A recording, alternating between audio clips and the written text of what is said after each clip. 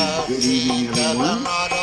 Welcome once again to the Bhagavad-gita virtual Satsang. I am your host, Hari-kirtana. Whoa, and I forgot something. Hold on just a second. Okay, see you later. And now I'm back. Hi. In webinars, that's what's known as a dramatic pause. I hope you are all well this evening, and I hope you can hear me. And if you can, please hit the little raise your hand button. There you are, raising your hands. Thank you very, very much. It's so nice to see you all. And it is so nice to know that you are here, even if you're not here now, because you'll be here in just a minute. I see so many of you are piling through the door. And many of you will be watching or listening later. So thank you all very, very much for being here. It's always a great pleasure and an honor, by the way, to be here with you. For any of you who are new, my intention is to offer you keys to unlock the secrets of the Bhagavad-gita, which are actually secrets hiding in plain sight, by a direct reading of the text and by referencing the teachers who have gone before, who have offered insights and realizations. We can also recreate their revelatory experience of the Bhagavad-gita and enter into its mysteries.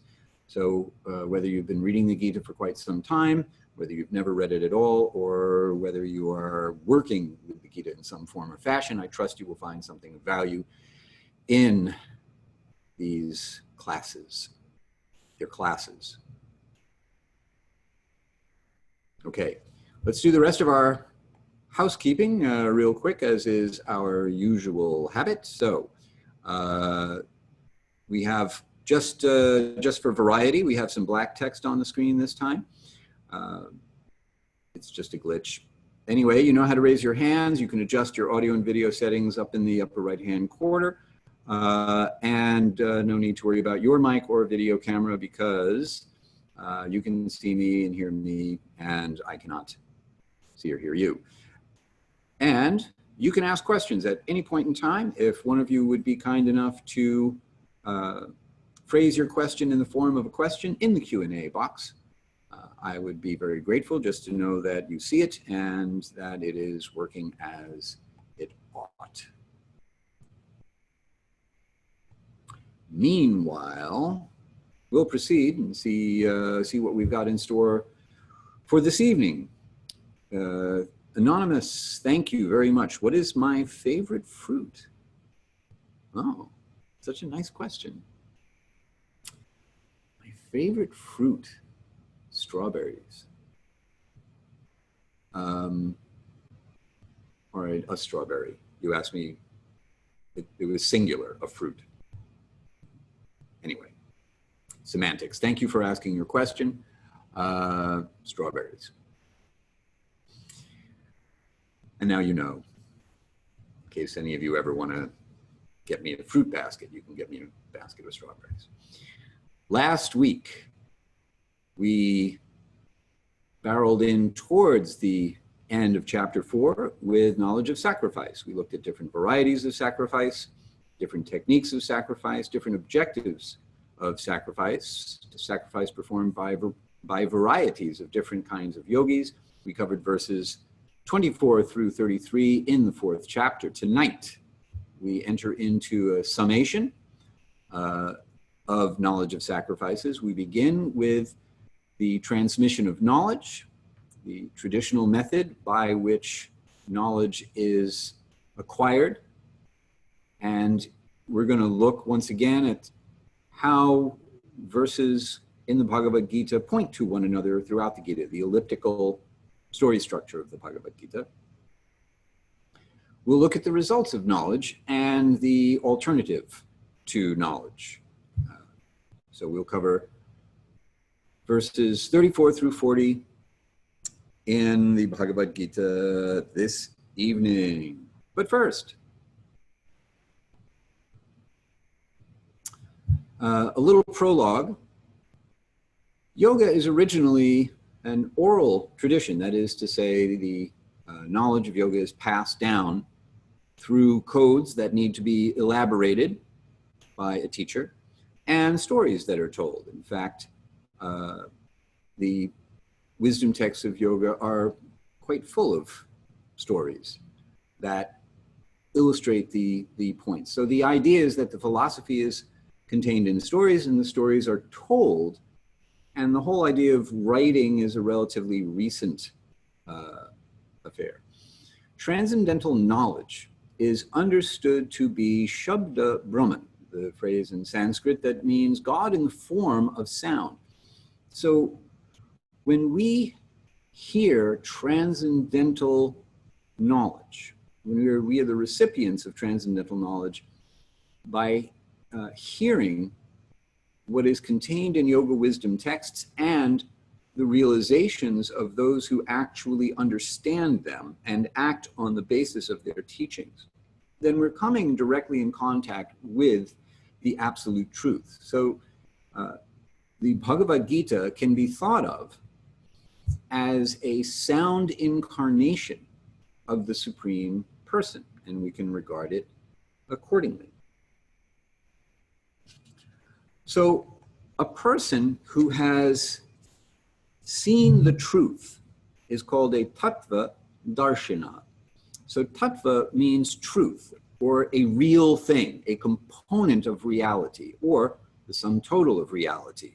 We could also say tattva means simply truth. Darshina, as in darshan. When one goes to the temple and sees the deities in the temple in the Vedic tradition, then one is taking darshan of the deity. One is seeing the deity, and also the deity is seeing you. Darshana comes from the same root as drishti. So from the standpoint of yoga, when we practice asana on our mat, we have a drishti, we have a focal point. We're looking in a particular direction or at a particular object. So the same root. Darshana means one who sees, and tattva means truth. So one who has seen the truth is someone from whom we can hear about transcendental knowledge. Quick question. I get a little confused in the Gita how the term Brahma is used. Isn't Brahma a demigod? Yes. Brahma is a demigod. And Brahma will be spoken about just a little bit when Krishna speaks about how the material world is just not a good place to be, and also when Krishna speaks about durations of time. The other word that sounds like Brahma, that is also often used in the Bhagavad-gita, is Brahman. And another word that sounds like it is Brahman or Brahmana. So Brahman means the ground of being, the impersonal aspect of the absolute truth, the spiritual energy of which everything is made, the force, essentially. And a Brahman is a person who understands this force, this ground of being, the spiritual nature of the world in its true essence. And Brahma is a demigod who is the first created being and is therefore the first person to hear shabda-brahman, which is to say God in the form of sound, and the first teacher of transcendental knowledge. So I hope that clears up the different usages of three words that sound very similar and all are directly related to one another. So yeah, please let me know if that was helpful.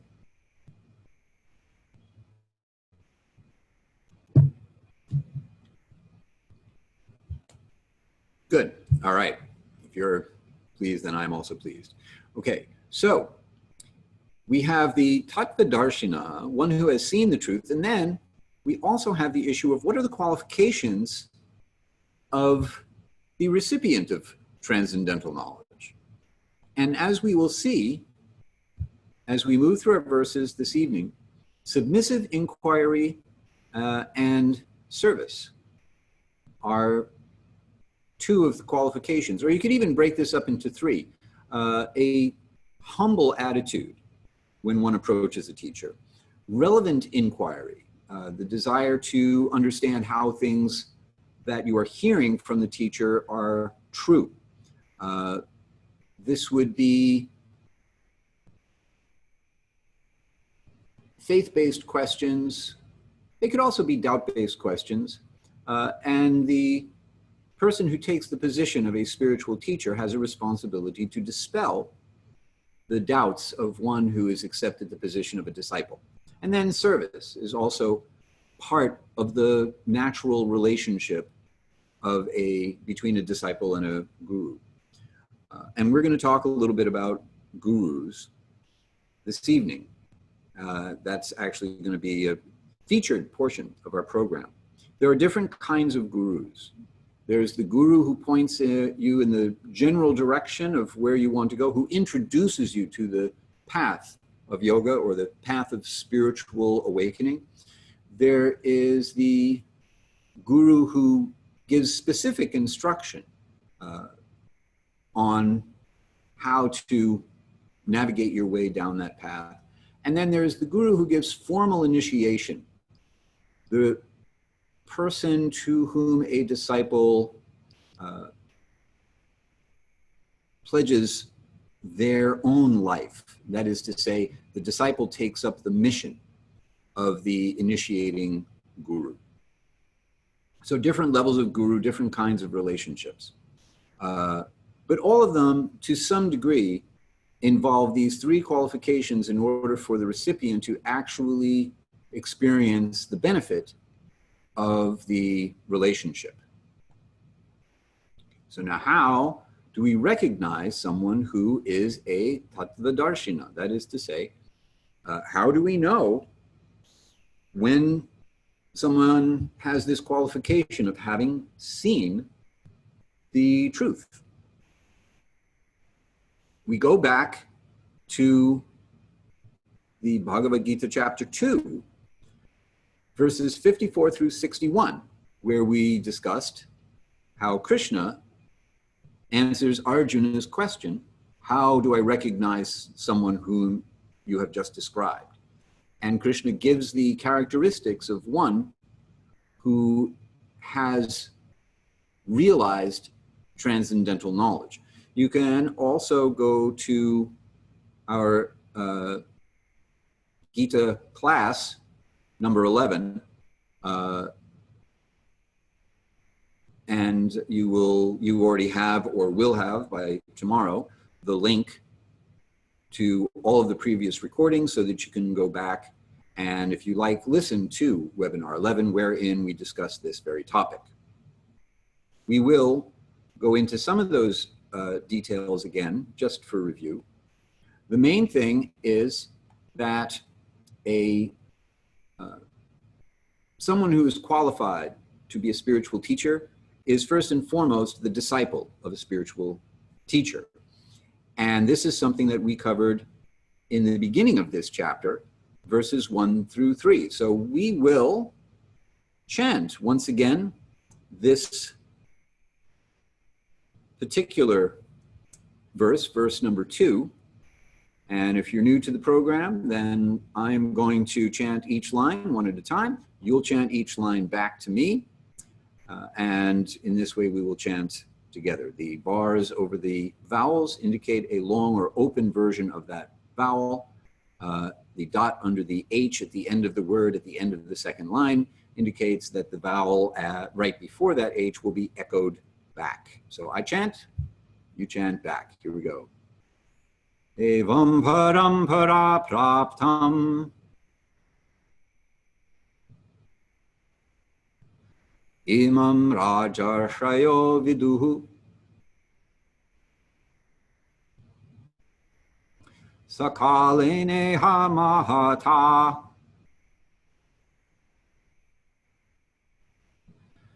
yogo nashta parantapa. All right, very good. So the key word in this verse is parampara, meaning one after the other, indicating that visionary kings understood the supreme science of yoga through a chain of disciplic succession, meaning that a original teacher, Krishna, speaks to Brahma. Brahma then speaks to Narada. Narada then speaks to Vyasa, and so on and so on. And this is how we get one after the other. A disciple of a teacher becomes a teacher of a disciple, and so on and so on and so on down the line. So this is actually one of the qualifications for someone whom we would look to see if they can actually deliver authentic transcendental knowledge. Krishna goes on, in the course of time, this succession was broken, and thus the science of yoga has been lost. So Krishna shows up every so often to reestablish this one after the other. If the influence of time, entropy kicks in and things get scattered. One of the literal translations of the word used in this verse is it gets scattered. So, you know, something that's scattered loses its punch. Which brings us to our translations for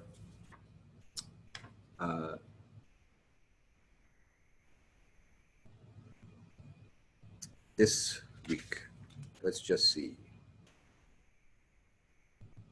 Yep, that's what it does. Here we go. I will read the English translation of each of the verse all the way through this section. Then we will go back and we'll speak about each verse in some detail, and we have another verse that we will chant the Sanskrit together. So here we go.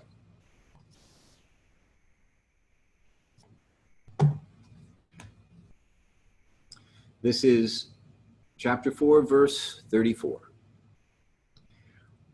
By approaching a spiritual master with humility, offering service, and making relevant inquiries, you can learn the truth about these sacrifices. They will impart this knowledge unto you, for they are seers of the truth. Verse 35. O son of Pandu, Arjuna, having acquired this knowledge, you will never again fall under the influence of illusion. For by this knowledge you will see the shared spiritual essence of all living beings and how they all abide within me. 36. Even if you are the most sinful of all sinners, you will be able to cross over the ocean of afflictions by the boat of transcendental knowledge. Verse 37. O Arjuna, as a blazing fire turns kindling to ashes, the fire of transcendental knowledge burns all reactions to material activities to ashes. Text 38. There is nothing in this world that is as sublimely purifying as transcendental knowledge. One who has achieved the perfection of yoga realizes this knowledge within oneself in due course of time. Verse 39, one who is endowed with faith, who dedicates themselves to the pursuit of transcendental knowledge, and who subdues their senses for the sake of this wisdom, is eligible to attain it. Upon acquiring such wisdom, one quickly attains supreme peace. Text 40. Those who remain ignorant and faithless, who distrust such revelations of transcendental knowledge, meet only with failure. The doubtful do not find happiness in this world, nor do they find it in the next. Okay, so there are our verses.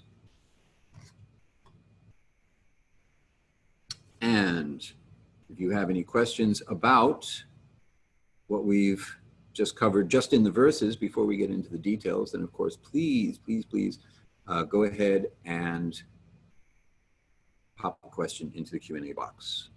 Meanwhile, we'll go back to sharing the screen and look at our translations with some commentary, beginning with verse 34. So the very first verse that we're covering this evening is actually a famous verse, as verses in the Bhagavad-gita go, often quoted and referred to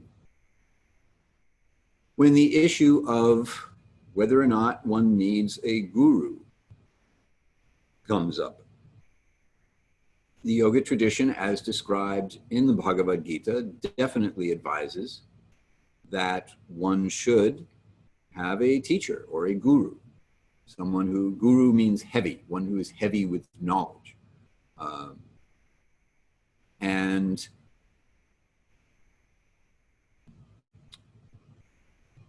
we'll chant this verse and then we'll talk about issues in modern yoga having to do with gurus.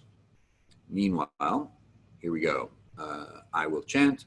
Just one other note from the standpoint of the pronunciation of the Sanskrit transliteration. If you look in the third and fourth line, you will see a tilde over the N in the last word of the third line, and a J right before it, and then down in the fourth line, you'll see once again, J, N with a tilde over it. So this combination, the N with the tilde over it is a nya sound. And the J with the N next to it, as a general rule, will lose its J-ness, J, and become more of a G sound, gya.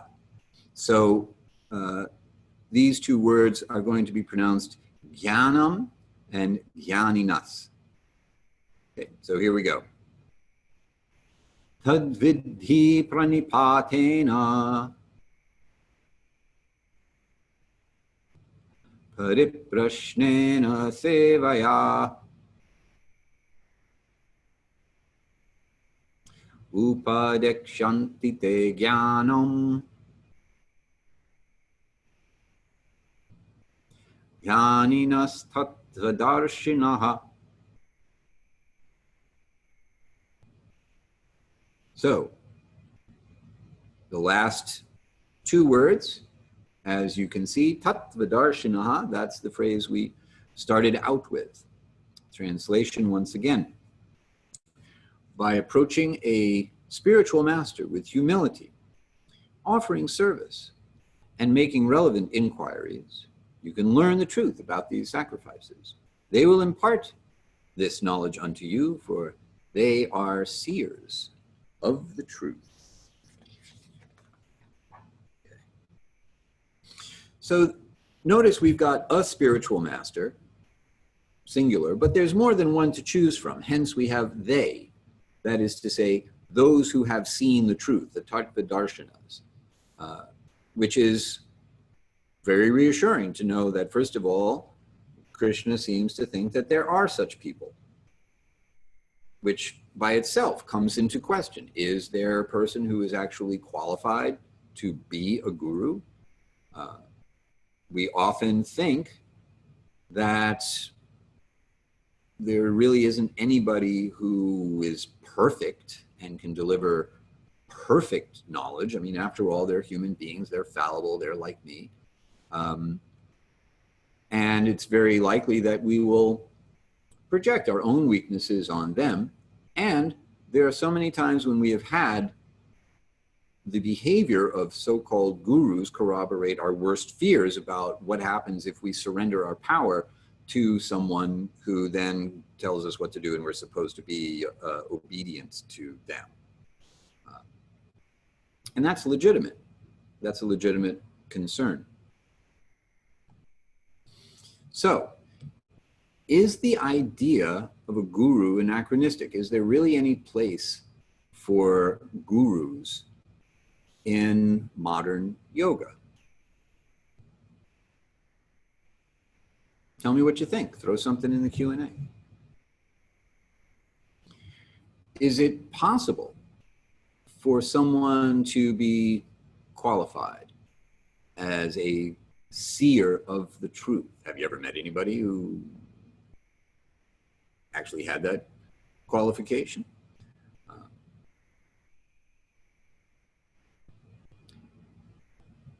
This is something we could talk about through the entire hour of our class. But we won't. And here's why. I already wrote about it. It's chapter 10 in my book, Gurus and Teachers. So if you have my book, then you can go back to the book and read that chapter, and I will provide you with an argument that makes a distinction between gurus and disciples and teachers and students, and sorts out the complexity of the whole issue of gurus in the yoga tradition and gurus in modern yoga.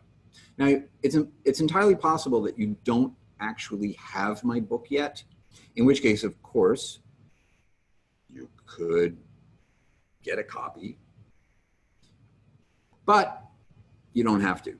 Because if you go to my website at Hari-kirtana.com/books, and you scroll down a little bit, you'll see that I have a sample chapter. You can check out a sample chapter of my book just by clicking on that button. And it just so happens that that sample chapter is chapter 10, Gurus and Teachers. So you can also just go to my website and read it there, and I won't mind much that you didn't buy my book. Or maybe that will inspire you to buy my book, and then it'll be a win-win situation. Okay, so now we have a question. And let's see what we can answer. Okay, because we have to completely accept radically different concepts, and we think with a Western mind, I don't believe many would fully follow a guru given the opportunity, no matter what the hopeful disciple thought they wanted. All right, so not a question, but an opinion. I think that for someone with a Western mind, it is quite challenging to accept an authority figure with regard to spiritual life. We have so many, especially like in the West, like in America and Western Europe.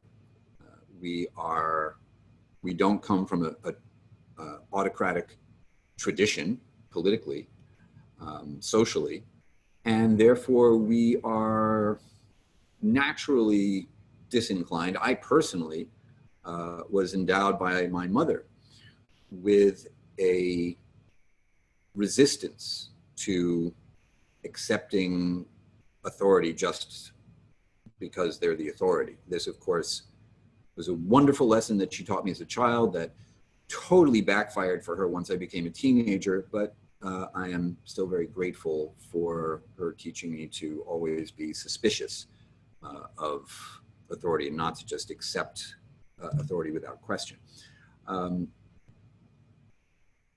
In Eastern Europe, maybe a little bit easier simply because the culture is more inclined towards autocratic customs. And of course, the further east you go, then the more rooted in the spiritual tradition, this idea that you need a teacher and you need to be submissive to your teacher. So yeah, I think that it would be challenging for a disciple to really be surrendered to one's guru. Now, I will tell you, I took formal initiation from a guru, and even after having gone through that initiation, that complete surrender to my guru was a very, very challenging thing. Frankly, it's still a challenging thing. So yeah, I think there's something to that. Now, I don't think it's impossible because I've seen it done, but it's challenging. All right, Terry, I have been longing to find a guru to gain some direction in spiritual life. Everyone has told me just to follow Prabhupada's books. How would one find guru with no such temple association? I think so Terry is referring to A.C. Bhaktivedanta Swami Prabhupada, the author of many books on Bhakti Yoga, one edition of the Bhagavad-gita, Bhagavad-gita as it is, and many other books. In fact, this whole set of books that you see behind me, that looks like a small encyclopedia, that's called the Srimad Bhagavatam. Those are, almost all of those volumes were written by A.C. Bhaktivedanta Swami Prabhupada.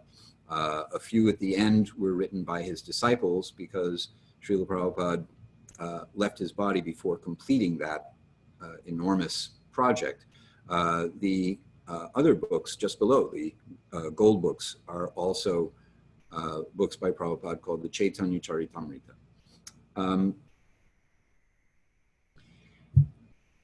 One can choose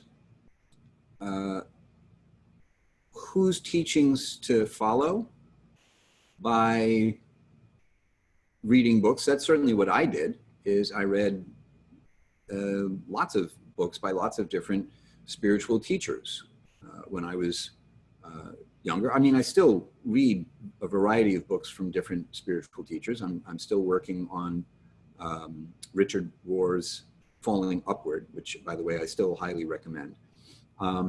So I do look for references from outside my specific tradition that I think will either complement or expand my knowledge. I will also occasionally read things that are contrary, just to make sure that my own understanding of things holds up to scrutiny, or to understand how to critique something that may have captured the popular spiritual imagination.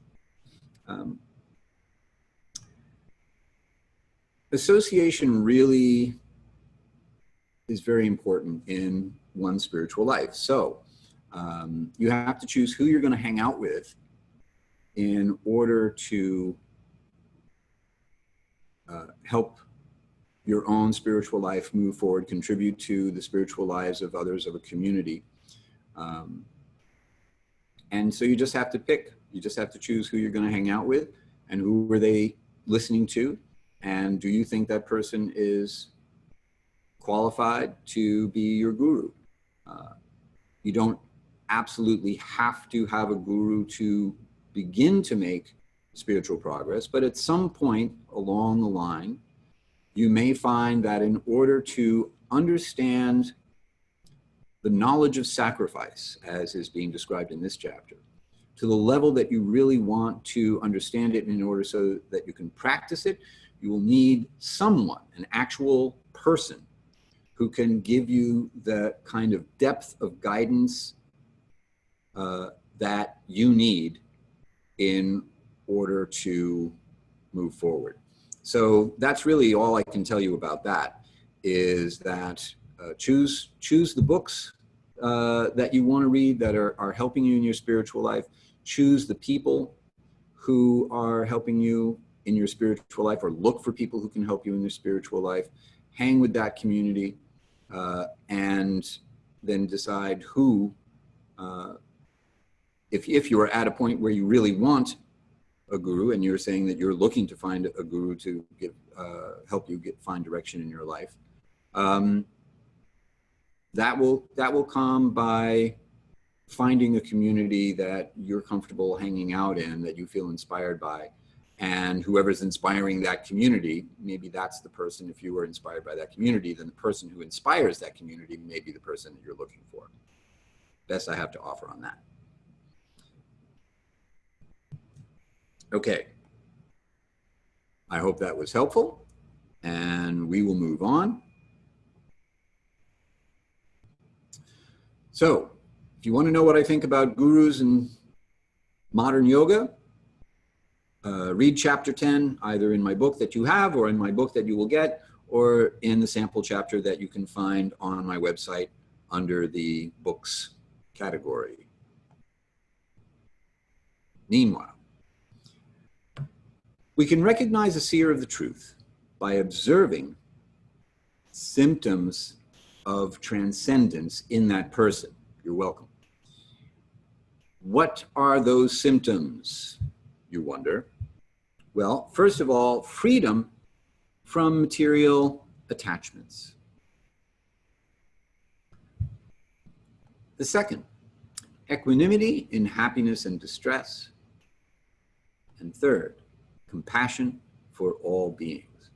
If you find someone who is genuinely free from material attachments, who you can observe as being genuinely equipoised when things go well and when things don't go well, and who is always thinking about the welfare of others. Those are three symptoms of someone who is living a life informed by the realization of transcendental knowledge. So this may also be helpful from the standpoint of, if you are looking for a guru, then who is the person you are looking for? That's these qualities are it. Whoops. Okay, we're not done yet, because now we're going to go back and look at some of the other verses, the rest of the verses, as we've already spent a fair amount of time on this issue of the qualification of a tattva-darshina. So the next verse, O son of Pandu, Arjuna, having acquired this knowledge that one receives from such a teacher, you will never again fall under the influence of illusion. For by this knowledge, you will see the shared spiritual essence of all living beings and how they all abide in me. So that's a pretty big claim, this idea that once you have acquired this transcendental knowledge from a teacher who has seen the truth of all of the different sacrifices described in the previous portion of the chapter, that you won't ever fall into illusion again. Here's another way to say this. Transcendental knowledge will ruin your material life. It's like you can't unsee something sometimes.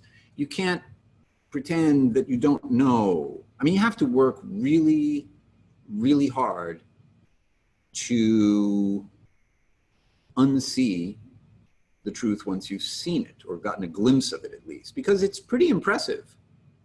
Now, it's possible, but Krishna is giving us a very optimistic appraisal of our potential once we have met the qualifications for genuine, authentic hearing and assimilation of this knowledge. And the symptoms of that assimilation are that we see the shared spiritual essence of all living beings. I've spoken a little bit about this in the past.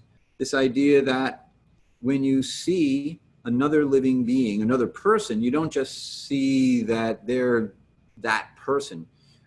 You see them as a spiritual being influenced by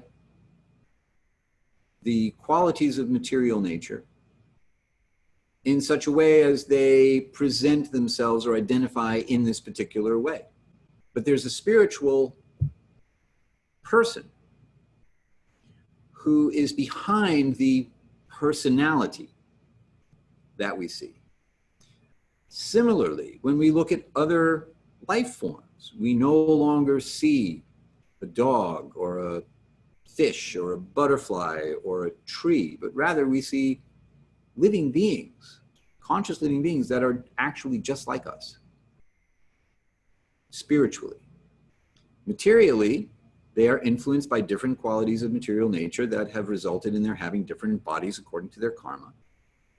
So we see a person in a dog body, a person in a fish body, a person in a butterfly body, and a person in a tree body, rather than just a tree. And furthermore, we see all of these living entities as infinitesimal parts of the infinite complete whole, just as we are infinitesimal parts of the infinite complete whole. So how they all abide within me. Krishna is speaking, and he is declaring himself indirectly once again to be the complete whole, to be the summum bonum, the absolute truth, the source and substance of the creation. And so our relationship with all other living beings is a relationship that flows through this central figure, Krishna. The next verse. Even if you are the most sinful of all sinners. So here, once again, we have this kind of lightning rod word, sin, showing back up. In the broadest sense, in the broadest possible sense of the word, sin means anything that is not Ishvara Pranidhana. Anything that is not offering one's life force to the Supreme Being. Because we are part of that Supreme Being. We all abide within that Supreme Being. And therefore, anything that takes us in the direction away from that, the consciousness of that relationship, you could consider that sinful, insofar as it's not reality. It's contrary to reality, and therefore results in a disharmonious reaction, otherwise known as bad karma.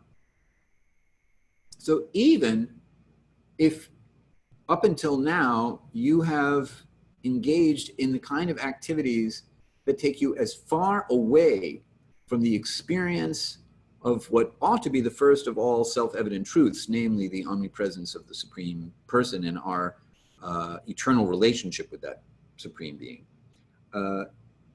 still, you will be able to cross over the ocean of afflictions, otherwise known as the sum total of all your bad karma that will make your life and future lives miserable on account of all of your sinful activity, by the boat of transcendental knowledge. So the material world is often compared to a vast and turbulent ocean. And if you are drowning in the middle of the ocean, the only way you don't drown is if a boat comes and picks you up and ferries you across the ocean to land. So here, the analogy is that transcendental knowledge is like a boat upon which we can sail across the vast ocean of material existence.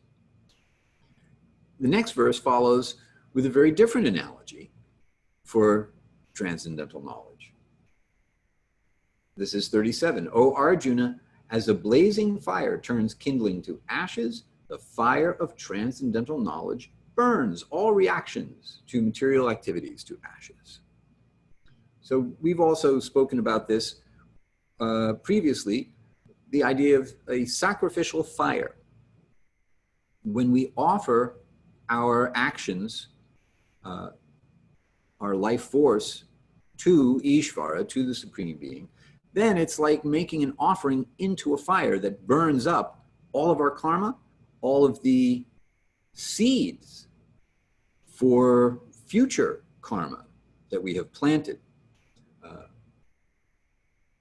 So in this way, this sacrifice, making an offering of our life force, is a way of taking our karma and throwing it in the fire. I don't know about you, but I think that's actually a good idea for me. Verse 38, there is nothing in this world that is as sublimely purifying as transcendental knowledge. So this covering, this temporary conditioning that has us thinking, I am this body, I am this kind of person, I'm an American, I'm a man, I am a woman, I am black, I am white, I am green, I am yellow, I am whatever color I happen to be. Artificial ingredients, extraneous stuff that covers the spiritual person within. And if we want to get back to our natural state, then we need to get rid of all the artificial ingredients. Hence, transcendental knowledge is the most purifying thing for anyone who wants to experience their true nature. One who has achieved the perfection of yoga realizes this knowledge within oneself in due course of time. So this is kind of interesting as well. One who is acting on the basis of transcendental knowledge perfects the art and science of yoga. And that knowledge is found like a treasure chest buried within one's own heart. There's a verse in the last verse of the Shvetasvatara Upanishad that also speaks to this idea that one who has faith in one's guru in the same way they have faith in the Supreme Being, for that person, an understanding of the teachings of this Upanishad will become illuminated from within one's heart. So it's an interesting idea that we need to hear from an outside source how to act in such a way as to experience that same knowledge as already being within us. Last night I was speaking with someone about this very idea that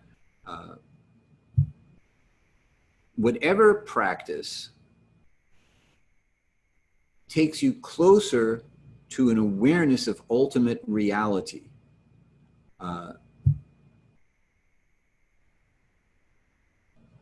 and that practice or that knowledge, part of the discussion I was hearing was if one just listens to the voice within one's own heart, then one can know what to do, how to act. We were talking about ethics, morality, moral decision-making. And so the point that this person was making was that if we listen to the voice within our heart, then we will know what to do in order to get closer to the experience of ultimate reality. And I made the point that that can happen, but the challenge is you have to know whether or not the voice that you're hearing is the voice of the Supreme Person. Is it shabda-brahman? Is it God in the form of sound and he whispering into your mind's ear, telling you how to get closer to the experience of ultimate reality? Or is it the voice of your mind telling you how to rationalize doing something that will be pleasing to the senses and calling it spiritual? Well, the way you know is by getting corroboration from an outside source, which is to say, if you are hearing shabda-brahman from within your own heart, you will know that that's what it is when you read the same thing in a yoga wisdom text, or when you hear the same thing from the person you have accepted as a tattva-darshina, someone who has seen the truth and can impart that knowledge to you. When you see or hear that a sadhu, someone who is exhibiting the symptoms of self-realization that we have detailed, if they say that it is also shabda-brahman, then you know what you're hearing is shabda-brahman, God in the form of sound. If the outside sources of information do not corroborate what you have heard, then you may have to consider the possibility that that wasn't actually shabda-brahman you were hearing, that was the voice of your mind trying to convince you to do something. else. Okay. Text 39. One who is endowed with faith, who dedicates themselves to the pursuit of transcendental knowledge, and who subdues their senses for the sake of this wisdom, is eligible to attain it. So here we have these three things. First, faith, as I indicated in quoting the verse from the end of the Shvetasvatara Upanishad. We begin with faith. We have spoken about this in a few other instances as well. Faith is the mandatory prerequisite for the acquisition of knowledge for so many reasons. We have to have faith that the knowledge exists, that one can attain it, that someone can teach it to you, that the teacher is qualified, and so on down the line. There are so many different ways that faith precedes knowledge and is the mandatory prerequisite for knowledge. So we begin with faith. Then dedication, commitment, focusing on the attainment of this jewel of transcendental knowledge, making it a priority in our life. And then the last thing, bringing the senses under control. This is one of the reasons for the ethics of yoga and the personal observances of yoga. Those are regulative principles of freedom by conforming ourselves to the yamas and niyamas, or the values of yoga. Then that has the effect not just of making you a good person. If you want to feel good about yourself, just be a good person. But it has a purifying effect that actually makes one that's conducive for experiencing transcendental knowledge. So control of the senses, bringing the senses under control by conforming one's actions to the regulative principles of ethics and observances. That is the third and very important element that makes us eligible to attain the transcendental knowledge that we seek. And upon acquiring such wisdom, one quickly attains supreme peace. That I find motivating, because this is not a very peaceful world that we live in, and it's very easy to be disturbed by, well, everything. Text 40, those who remain ignorant and faithless. So here we have the alternative to knowledge or transcendental knowledge. Those who distrust such revelations of transcendental knowledge meet only with failure. Failure here means they make no progress in spiritual life, and that's the special opportunity of a human form of life, to be able to engage in spiritual inquiry, to ask philosophical questions, to try to understand the bigger questions of who am I? What is the world? What is my relationship with the world? Where did the world come from? What's my relationship with the source of the world, et cetera, et cetera. So that means that the human form of life that they have is basically a wasted opportunity. I will now circle back to a story about A.C. Bhaktivedanta Swami Prabhupada when he visited Washington, D.C. in the mid-70s. Right near where he established a temple up in Maryland, there was a golf course. And as they went by, he saw these retired men playing golf. And, you'd think, well, these are guys who are enjoying their retirement, leisure time. If you go down to middle of Florida, you see all these billboards about how you go to these retirement communities and you're going to enjoy yourself just so much. This is the life that we've been waiting for our whole lives. Anyway, the sight of these retired men playing golf actually made Srila Prabhupada cry, because he thought, here they have such a nice opportunity. At the end of their lives, they have time, they have money, they have all this leisure time to try to understand their spiritual nature, to make spiritual progress. And what are they doing? They're wasting their time chasing a little white ball around a field. So he was feeling compassionate, and this is one of the symptoms of someone who is a recipient of transcendental knowledge, compassion for all beings, and clearly a deeper understanding of what the situation was. Not that these were people lucky enough to be enjoying the latter portion of their lives, but rather these were people who were missing a great opportunity and whose life would actually ultimately be a failure as a result. And this made Prabhupada very sad. The doubtful do not find happiness in this world, nor do they find it in the next.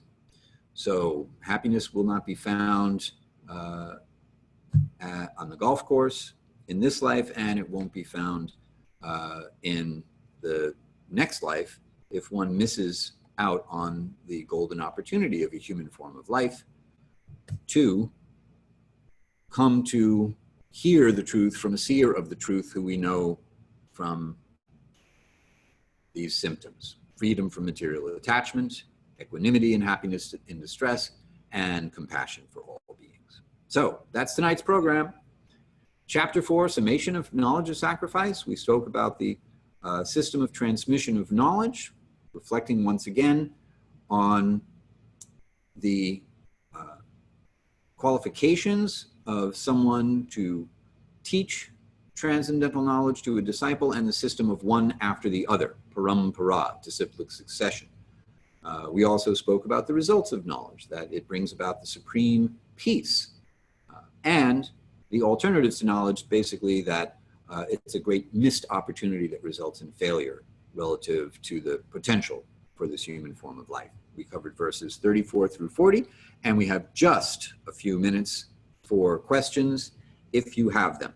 While you are contemplating this subject matter and formulating your question, I will remind you that questions after the fact can be directed to me at Hari@Hari-kirtana.com, and I'm always very, very happy to hear from you.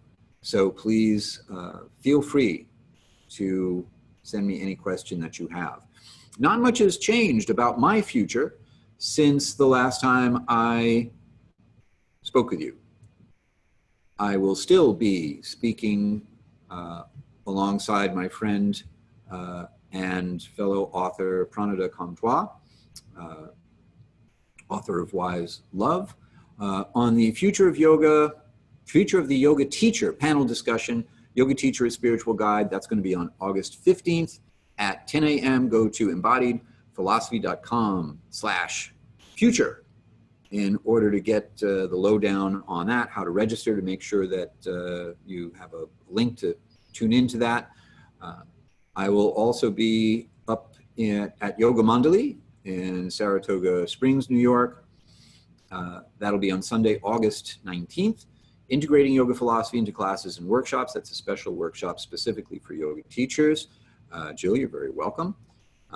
And you still have time. There are two spots left for my 300-hour yoga teacher training program. Go to my website, get the full information on that. Mary asks, doubt seems like such a normal human condition. How does one overcome feelings of doubt? Oh, yeah, that's a great question. It is a normal condition, and one should get all of their doubts resolved. So one of the qualifications of a teacher or a guru, a spiritual master, is that they can help you overcome feelings of doubt by being an example of what's possible. This is in Sanskrit known as acharya, or teacher by example. So not only are they exemplary in their behavior, but they also can give you an example of what's possible for you. You can become like them.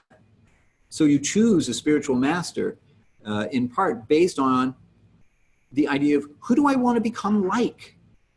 Who do I see is experiencing that supreme peace? I want to be like that person. And that makes you have faith in the possible. And therefore, your doubts can be relieved. Because the main doubt is, the first doubt is there anybody who can teach me anything? And then the second doubt is, am I capable of actually learning it to the extent of experiencing it? Can I become self-realized? Is that possible for me? So I hope that helps from the standpoint of the doubt department. Please let me know. Anonymous is asking, so are you a guru, and can we count you as our guru? So that's not the most comfortable title for me. Technically, as I said earlier, there are three different kinds of gurus. The guru who points you in the direction of the path, the guru who gives instruction, and the guru who gives initiation. I am definitely not the guru who gives initiation, just so we're really clear on that. I'm not qualified to do that, and that's not ever going to happen, as far as I can see. And although I am not in possession of all of the qualities that I have described, I have plenty of material attachments. I am not completely equipoised in happiness and distress all the time. And let's see, what was my third one? We'll go back before I tell you what I'm doing. Any questions? Okay, so am I free from material attachments? No, I'm not. Am I equipoised in happiness and distress? You know, sometimes I try, maybe, more even keeled than some people, but, put me behind the driving wheel in Washington, D.C. and watch it fall apart in a hurry. Compassion for all beings?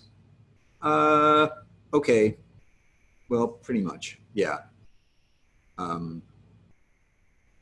I feel bad if I lose track of a spider that came in from the garden with me and I don't get them back out to the out of doors, because I don't think they'll do well in our apartment. I hope that puts it in some perspective.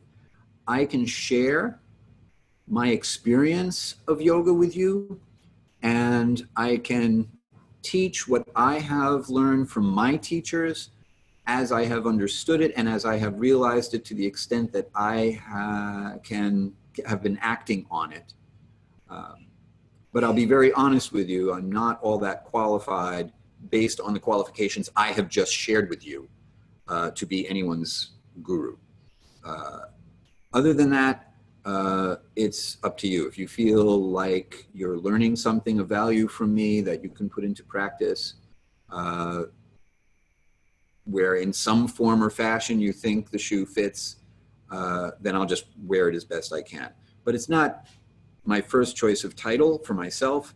I really think of myself more as a teacher. First of all, as a sharer. Secondly, as a teacher, and then in some circumstances, if the relationship goes that way, I can act as someone's mentor. Guru, not so much. I hope that's clear and acceptable. And I hope that's all, folks. We've run a little over. I thank you very, very much for sticking around past our normal allotted time. I will wrap it up here, and as usual, you will receive an email from me tomorrow with links to the recordings because you just want to listen to it again. Anyway, thank you all very, very much for spending this portion of your evening with me, and I look forward to seeing you again next week when we wrap up this chapter with the last 2 verses and we do a complete review of the 4th chapter. So have a nice night, and I'll see you next time. End meeting for all.